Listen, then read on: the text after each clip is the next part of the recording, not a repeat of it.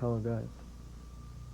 First, I want to say I wrote this down because I can't speak like without writing anything down because I'm just too stupid. So don't get distracted if I'm like reading. I got it on my tablet. But yeah, I don't know where to start, but addiction. um, my addiction, the lore, how I became this way, and how you can avoid it. I don't know, keep in mind that all of those things that I'm saying are just my perspective, and don't compare it like too much with you, but also like keep those things in mind. But with like addictions, it's like always so similar and always so different. I don't know, every human is different, and I don't know. I will talk more about those things and what I learned, what not to do, what not to take, because I had to learn a lot of things, and I nearly died a couple of times because of my stupidity. And I regret a lot of things, but yeah. So when I was like 13, I got a lot of codeine by a shady fucking doctor, and yeah, I don't know. It was like 2014, very different times, and eventually I also tried weed, but I started off fucking codeine. It's very strange if you think about it. Everyone says like the I didn't even start with codeine. That's fucking bullshit. I got started on fucking Ritalin. I never had like ADHD, but they prescribed it to me and thought I had it.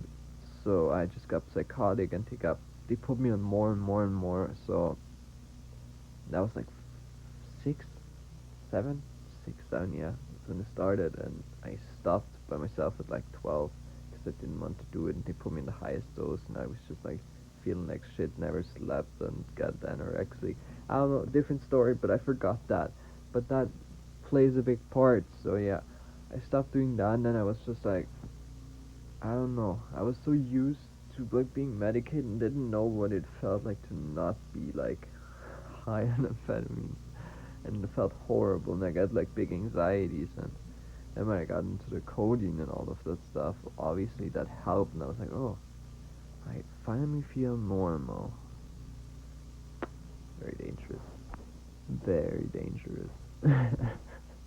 But yeah, I never had like a good start in that perspective, in that way in general, but whatever.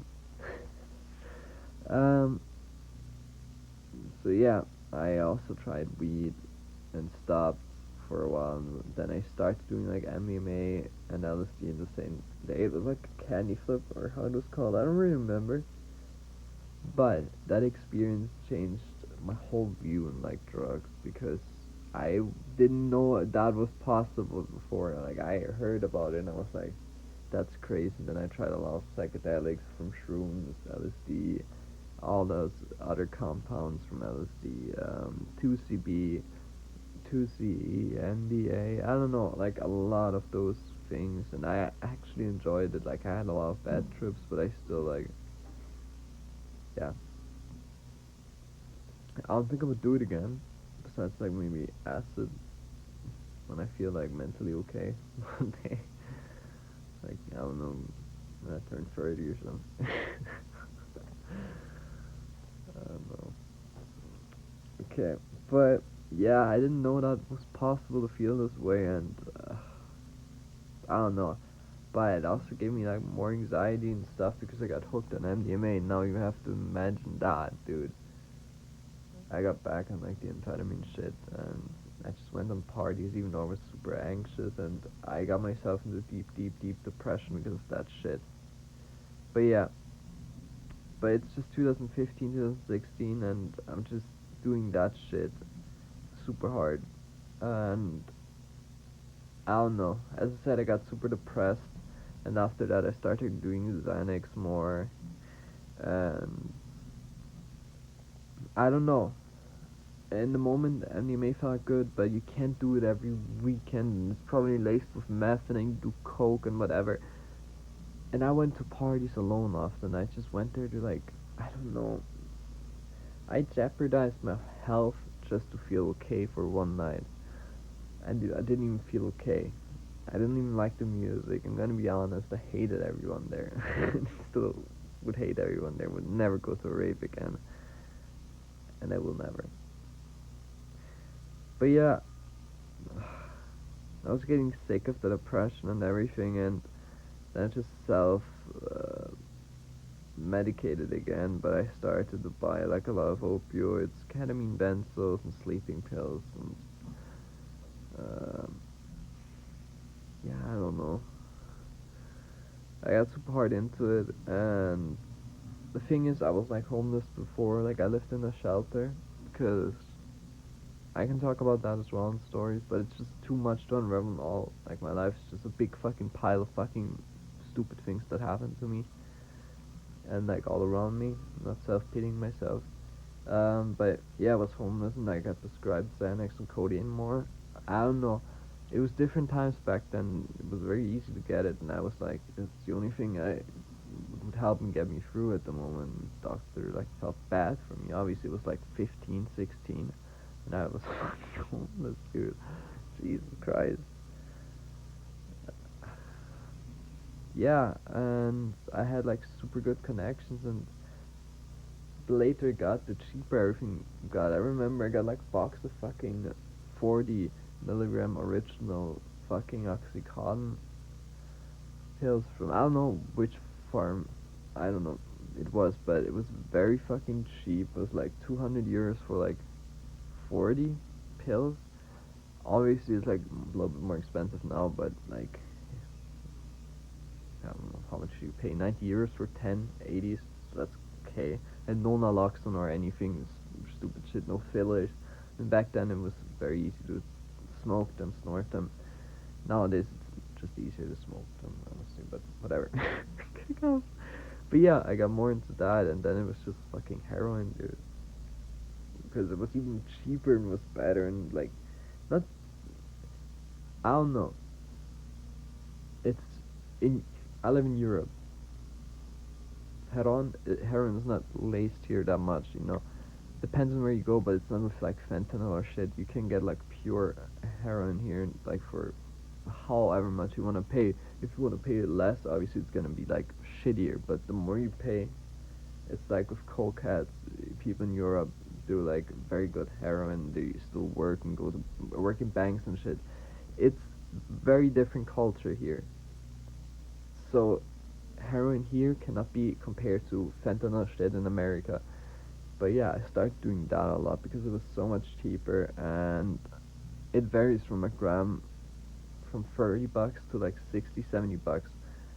You get what you pay for, believe me. But I don't know. But yeah, I started doing heroin like 2018, 19. Now it's 2023, and I'm like in treatment now to lean off, and I get like morphine prescribed because I nearly died like 2 months ago, month ago, and like it was very horrible. Like choked on my vomit, and it was very traumatizing. And I'm not the same, like for real. And it was mainly because of fucking naloxone. I'm not saying don't take naloxone if you overdose, but to me it's just, I'm hypersensitive to that stuff. Like I think I'm allergic to it, but whatever. I can talk about that as well in detail. In detail, just like leave a like. I'm not that. I don't care about comments that much.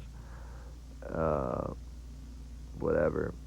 I don't have social media or anything like besides YouTube, if you can call it social media. But yeah, I nearly died, and it was like super serious to be honest. And that was like a wake up call to me. And I was like, yeah, I'm fucking addicted. I have to face it. I'm doing this since like, I don't know how many years. And then I went to the doctor, told him, and he put me on 120 milligrams at first. Was too little. Then it was 300 milligrams. Now it's 200. But some days even 150 are okay. So it varies, but I'm doing better. Like I'm trying to lean it off and shit. But that's just like a little bit of the lore. I can go into detail and more. Just leave the like so I know, and I can go from whatever into detail into the next. I could go chronological from the fucking parts that I just said, but I don't know. Whatever. I will decide. Maybe I'll put comments on. I don't know. I don't really care about that. But yeah. 10 minutes.